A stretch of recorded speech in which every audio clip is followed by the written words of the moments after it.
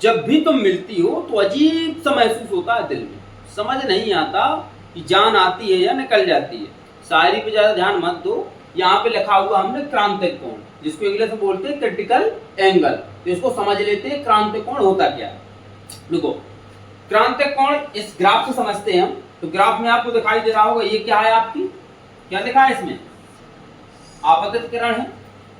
ये क्या है आपकी, अपवर्तित किरण है। अब इसको जो हमने यहाँ पे कांच लगाया हुआ है, एक माध्यम लगाया हुआ, पूरा ना समझ लेना कि यहाँ से यहाँ तक, यहाँ तक बना है, लेकिन क्या हो गया कि 90 डिग्री का कोण कैसे बनता है, सीधा। कैसे बनता है, सीधा। तो ये किरण कैसे निकल गई है, सीधी। ठीक है, तो ये कौन सी किरण हो गई आपकी, अपवर्तित किरण। कौन सी किरण है, अपवर्तित। नीचे लिख दिया हमने।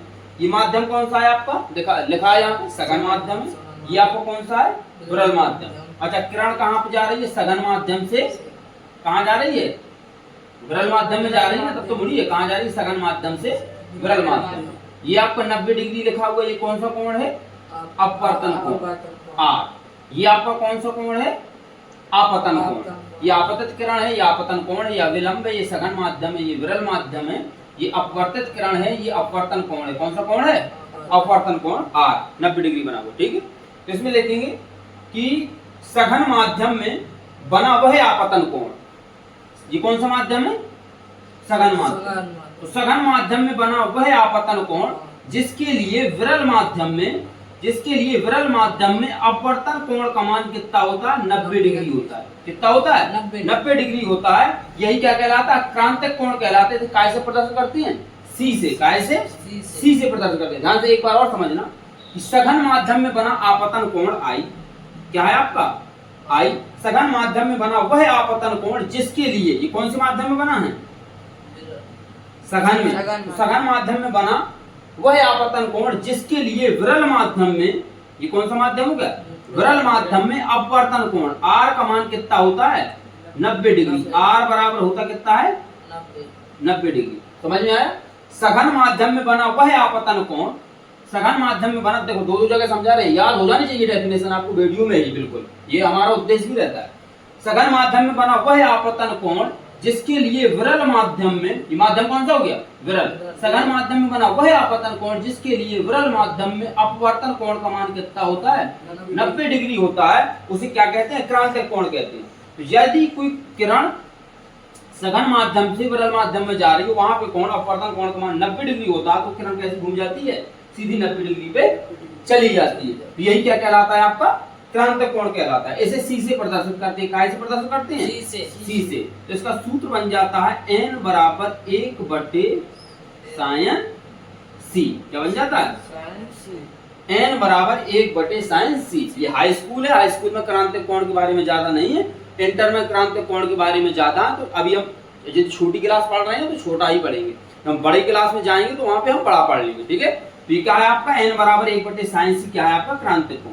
यदि आपको क्रांतिक कोण लिखने के लिए परिभाषा आ जाती तो लिख देंगे सघन माध्यम में बना वह आपतन कोण जिसके लिए विरल माध्यम में अपवर्तन कोण का मान 90 डिग्री होता है, क्या कहलाता है, क्रांतिक कोण कहलाता है। इसे सी से प्रदर्शित करते हैं। अब हम समझ लेते हैं कि प्रकाश का पूर्ण आंतरिक परावर्तन क्या होता है। प्रकाश का परावर्तन क्या हो गया, आप समझ चुके हैं। अब हम समझते हैं प्रकाश का पूर्ण आंतरिक परावर्तन। तो इसको हम खत्म करते हैं, फिर इसके बाद समझाते हैं। बाद हमने यहाँ पे प्रकाश का पूर्ण आंतरिक परावर्तन लिख दिया है, जिसको इंग्लिश में कहा जाता है total internal reflection of light. हमने कुछ समय पहले एक वीडियो देखा था, उसमें प्रकाश के परावर्तन को पढ़ा था। जिसने नहीं पढ़ा तो इस वीडियो को डिस्क्रिप्शन में उसकी लिंक दे देंगे, आप वहां जाके देख लो। उसमें हमने पढ़ा था कि प्रकाश की किरण आती थी तो परावर्तक तल से टकराकर उसी माध्यम में लौट जाती थी। ये क्या था, हमारा परावर्तन था। लेकिन परावर्तन की क्रिया में कुछ प्रकाश माध्यम के उस पार पहुंच जाता है। लेकिन पूर्ण आंतरिक परावर्तन में होता क्या है, जितना प्रकाश आता है तल से टकराकर पूरा का पूरा कैसा हो जाता, वापस हो जाता। जब पूरा वापस हो जाए तो उसको क्या बोला जाता, पूर्ण आंतरिक परावर्तन। मतलब पूरा चला गया, कैसे चला गया, पूरा ही चला गया, तो क्या, पूर्ण आंतरिक परावर्तन। इसको थोड़ा सा ग्राफ से समझते हैं। क्रांतिक कोण जैसे अभी हमने पढ़ा था, ये आपका कौन सा माध्यम है, सघन माध्यम। ये आपका कौन सा माध्यम है, विरल माध्यम। ठीक है, ये आपकी एक आपतित किरण है। ठीक है, ये इसका ये कौन सा आई है और ये आपका क्या है, आर है। क्रांतिक कोण की डेफिनेशन क्या थी, यह कोई प्रकाश की किरण सघन माध्यम में बना वह आपतन कोण जिसके लिए विरल माध्यम में अपवर्तन कोण का मान कितना होता है, इसका मान 90 डिग्री। कितना होता है, 90 डिग्री। वह क्या कहलाता है, क्रांतिक कोण। इसको सी से प्रदर्शित करते हैं। तो सी बराबर आपका कितना हो जाता है, 90 डिग्री कितना हो जाता, 90 डिग्री। अब आपका पूर्णांतक परावर्तन में होता क्या है, यदि आई का मान, अपवर्तन कोण का मान, अपवर्तन कोण का मान 90 डिग्री से कैसा हो जाए, अधिक हो जाए। कैसा हो जाए, अपवर्तन कोण का मान 90 डिग्री से कैसा हो जाए, ज्यादा हो जाए। यदि अपवर्तन कोण का मान आपका बराबर 91 डिग्री हो जा रहा है, कितना हो जा रहा है, 91 डिग्री। क्योंकि डेफिनेशन क्या है, जब कोई प्रकाश की किरण सघन माध्यम से विरल माध्यम में प्रवेश करती है तो आपतन कोण का मान क्रांतिक कोण से कैसा होता है, अधिक। अधिक हो जाता मतलब आपतन कोण का मान 91 डिग्री हो गया। 91 डिग्री मतलब क्रांतिक कोण से अधिक हो गया ना, हो गया कि नहीं, 90 से ज्यादा है 91, 91 डिग्री हो गया। तो आपतन कोण का मान क्रांतिक कोण से अधिक हो गया तो प्रकाश किरण कैसे चली जाएगी, उसी माध्यम में वापस आई थी और उसी माध्यम में कैसे चली जाएगी, वापस। ये आपकी क्या कहलाती है, प्रकाश का पूर्णांतरिक परावर्तन। तो यहाँ पे हमने एक एग्जांपल समझाया कि क्रांतिक कोण से कैसे आपके आपतन कोण का मान अधिक होता है 91 डिग्री। ठीक है, अब ये थोड़ा सा लिखा रहने देते हैं, अब इसमें समझ लेते हैं।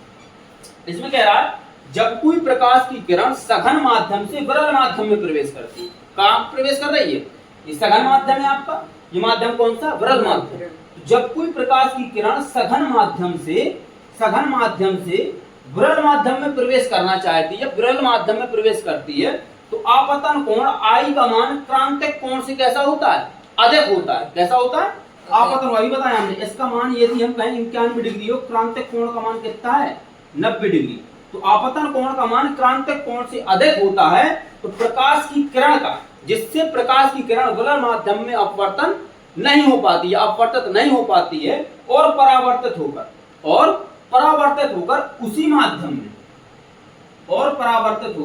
उसी माध्यम में वापस लौट जाती है। प्रकाश की यही घटना प्रकाश का पूर्णांतरिक परावर्तन कहलाती है। एक बार और समझेंगे आप ग्राफ से, जब कोई प्रकाश की किरण सघन माध्यम से विरल माध्यम में प्रवेश करती है, लिखना है आपको, लिखवाएंगे नहीं, डेफिनेशन ऊपर है, हम खड़े हुए हैं तो छिकी याद दिखाई दे रही है ना, तो हम जो बताते जा रहे हैं वही सेम लिखते जाओ। आप स्वयं ग्राफ से आप जैसा लिखते हैं, आपके जैसा कुछ लिख ही नहीं सकता है, जैसा आप स्वयं लिख लेते हैं ना, वही डेफिनेशन बहुत अच्छी होती है।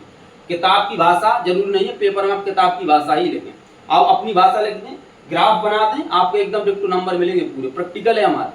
तो इसमें ग्राफ से समझते हैं इसको, जब कोई प्रकाश की किरण सघन माध्यम से विरल माध्यम में प्रवेश करती है तो आपतन कोण आई का मान, आपतन कोण का मान क्रांतिक कोण से अधिक होता है, जिससे प्रकाश की किरण का विरल माध्यम में अपवर्तन नहीं हो पाता। नहीं गई ना विरल माध्यम में, क्यों, क्योंकि आपतन कोण का मान क्रांतिक कोण से कैसा था, ज्यादा था। अब विरल माध्यम में नहीं जाती है, नहीं हो पाता है और परावर्तित होकर, ये परावर्तित हो गई है और परावर्तित होकर उसी माध्यम में वापस लौट जाती है। प्रकाश की यही घटना प्रकाश का पूर्णांतरिक परावर्तन कहलाती है। समझ आया, तुम्हें समझ आया, नहीं आया तो दोबारा समझाएं, समझ आया कि नहीं आ गया। पर याद क्या रखना है कि आपतन कोण का मान क्रांतिक कोण से अधिक होता है तो प्रकाश की किरण विरल माध्यम में नहीं जा पाती। समझना क्या है भाई, सघन माध्यम से विरल माध्यम में जाएगी, लेकिन आपतन कोण का मान क्रांतिक कोण से अधिक होता है, अधिक होने से विरल माध्यम में उसका अपवर्तन नहीं हो पाता और उसी माध्यम में वापस लौट जाती है, उसी माध्यम में वापस लौट जाती है। अब इसको अपनी भाषा में लिख दो, वही आपका क्या है, प्रकाश का पूर्णांतरिक परावर्तन है। अब प्रकाश के पूर्णांतरिक परावर्तन की कुछ शर्तें होती हैं, तो ये मिटा के हम लिखवा देते हैं शर्तें। अब आपने क्या देखा, देखो दोनों शर्तें आपको समझ में आ गई होंगी। शर्तें देखो जरा, शर्तें या इसी को बोला जाता है पूर्णांतरिक परावर्तन के नियम। तो आपका पहला नियम बताओ, आपको क्या समझ में आया कि प्रकाश का गमन सघन माध्यम से विरल माध्यम में होना चाहिए। पूर्णांतरिक परावर्तन की घटना में प्रकाश का गमन सघन माध्यम से कहां होना चाहिए, विरल माध्यम में। जैसे हमारे पास इस गिलास में पानी है तो बताओ इसमें कौन सघन है कौन विरल है। अब यहां से यदि हम डालें इसके अंदर, गलत है, ये कौन सा है, अब ये ऊपर कौन सा वायु निर्वात है, विरल माध्यम है, नीचे पानी कैसा सघन माध्यम। अब हम यहाँ से ठोक दें सीधा, तो ये कैसा पानी से जाएगा तो कौन सा माध्यम हो जाएगा, सघन, ऊपर हवा है तो कौन सा हो जाएगा, विरल। तो प्रकाश का गमन सघन माध्यम से विरल माध्यम में होना चाहिए। फैसला क्या आपको बना, प्रकाश का गमन सघन माध्यम से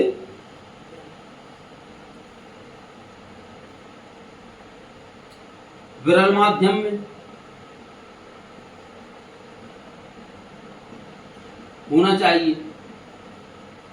ठीक, थोड़ा यहाँ प्रकाश का गमन लिखना आप। पहला है प्रकाश का गमन सघन माध्यम से विरल माध्यम में होना चाहिए। दूसरी शर्त आपको क्या समझ में आई, दूसरी शर्त क्या समझ में आई आपतन कोण का मान क्रांतिक कोण से कैसा होना चाहिए? ज्यादा। ज्यादा। कैसा होना चाहिए? ज्यादा या आधे की बात है। तो आपतन कोण का मान, आपतन कोण आई का मान क्रांतिक कोण सी से अधिक होना चाहिए, अधिक होना चाहिए। दोनों शर्त समझ में आ गई। तो यही आपका क्या, प्रकाश का पूर्णांतक परावर्तन। एग्जाम्पल्स क्या क्या होते हैं? एग्जाम्पल्स में यदि आप देखेंगे तो पहला है आपका हीरे का चमकदार दिखाई देना। हीरा चमकदार दिखाई देता है किस कारण? प्रकाश की पूर्ण आंतरिक परावर्तन की घटना के कारण, जिससे उसके अंदर क्या होता है, 24 डिग्री का कोण बनता है। क्योंकि जहां पे आपतन कोण का मान क्रांतिक कोण से अधिक हो जाता है, वहीं पे क्या होता है, एक किरण बाहर निकल जाती है। क्या हो जाता है? एक किरण बाहर निकल जाती है। ध्यान से देखना इसको। दूसरा आपका क्या है,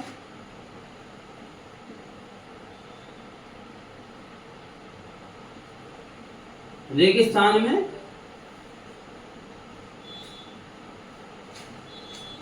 मरीच का, इसको बोला जाता है मृग मरीच का। क्या बोला जाता है?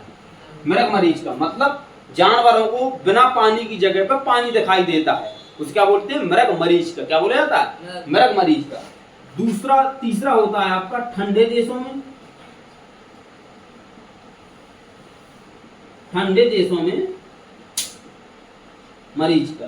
देखो 3 एग्जांपल्स हैं, तीनों के बारे में पूछा जाता है। आपका क्वेश्चन आ जाता है कि हीरा चमकदार क्यों दिखाई देता है। अब ये तो पता है कि प्रकाश की पूर्णांतक परावर्तन की घटना के कारण, लेकिन इसमें लिखना पड़ता है। 4 नंबर का क्वेश्चन आता है। रेगिस्तान में मरीचिका का वर्णन करो, 4 नंबर का क्वेश्चन आता है। ठंडे देशों में मरीचिका का वर्णन करो, 4 नंबर का क्वेश्चन आता है। ठीक है, हम लोग जाते हैं तो क्या होता है, कभी कभी रास्ता में क्या होता है, अच्छी गर्मी जब पड़ती है तो रास्ते में भी हमें क्या दिखाई देने लगता है? पानी देता है कि नहीं भाई? पानी दिखाई देता है। और लाइट यदि आ जाए तो वहां पे क्या हो जाती है, ऐसा लगता है जैसे वहां के सामने पानी भरा है या लाइट का रिफ्लेक्शन हो रहा है। ये भी प्रकाश की पूर्णांतक परावर्तन की घटना के कारण होता है। जब हमारी आंख से कोई किरण जाती है तो सघन माध्यम से विरल माध्यम में प्रवेश करती है। जहां पे वायु गर्म होती है वहां का अपवर्तनांक कैसा हो जाता है? कम। कल पढ़ाया था हमने अपवर्तनांक के बारे में। जहां भी वायु गर्म होती है वहां का अपवर्तनांक क्या होगा? कम। तो प्रकाश की जो किरण गई तो सघन माध्यम से कहां जा रही है? विरल माध्यम में। जब विरल माध्यम में जा रही है तो हमने क्या होता है, सघन माध्यम से विरल माध्यम में जाएगी और आपतन कोण का मान क्रांतिक कोण से अधिक हो जाएगा। जैसे ही अधिक हो जाएगा तो क्या होगा कि प्रकाश का जो किरण जा रही है उसी माध्यम में वापस लौट के आ जाएगी। तो हमें क्या लगेगा कि ये किरण कहां से रही है? धरती से। इसलिए हमें रोड में पानी दिखाई देता है, चमकता दिखाई देता है। ठीक है, अच्छी गर्मी होती है तभी ऐसा अनुभव होता है। तो कल हम बताएंगे कि हीरा चमकदार क्यों दिखाई देता है, छोटा सा वीडियो बनाएंगे। फिर एक बनाएंगे कि रेगिस्तान में मरीचिका क्या होती है, मृग मरीचिका। फिर एक बनाएंगे ठंडे देशों में मरीचिका का। तो ये आपका था प्रकाश, ये क्रांतिक कोण, प्रकाश का पूर्णांतक परावर्तन। ठीक है, एक परावर्तन की लास्ट बार जाते हुए दोनों डेफिनेशन जल्दी बता देते हैं, आपको माइंड में दोबारा से याद हो जाएगा। क्रांतिक कोण आपका क्या था? सघन माध्यम में, ये लो 90 डिग्री, सघन माध्यम से विरल माध्यम, सघन माध्यम में बना वह आपतन कोण आई जिसके लिए विरल माध्यम में अपवर्तन कोण का मान 90 डिग्री होता है। क्या कहलाता है? क्रांतिक कोण कहलाता है। आपका पूर्णांतक परावर्तन क्या था? दिमाग में चल रहा है ना कि दोबारा बता दें तो समझ, ध्यान समझना क्या है। जब कोई प्रकाश की किरण सघन माध्यम से विरल माध्यम में प्रवेश करती है जब कोई प्रकाश की किरण सघन माध्यम से विरल माध्यम में प्रवेश करती है तो अपवर्तन कोण का मान क्रांतिक कोण, अपवर्तन कोण का मान क्रांतिक कोण से, आपतन कोण का मान क्रांतिक कोण से कैसा होता है? अपवर्तन नहीं, आपतन कोण का मान क्रांतिक कोण से कैसा होता है? अधिक हो जाता है। जिससे प्रकाश की किरण विरल माध्यम में प्रवेश नहीं कर पाती और उसी माध्यम में परावर्तित होकर वापस लौट जाती है। प्रकाश की यही घटना प्रकाश का पूर्णांतक परावर्तन कहलाती है। ठीक है, तो ये था हमारा प्रकाश का पूर्णांतक परावर्तन। आपने पढ़ा है, आप वीडियो को लाइक कर दो, शेयर कर दो, दोस्तों के साथ जरूर भेज दो ताकि वे भाई एक दूसरे से भेजते रहो, एक कड़ियां जोड़ते रहो, आपको मिला वहां मिला। तो आज के लिए बस इतना ही, धन्यवाद।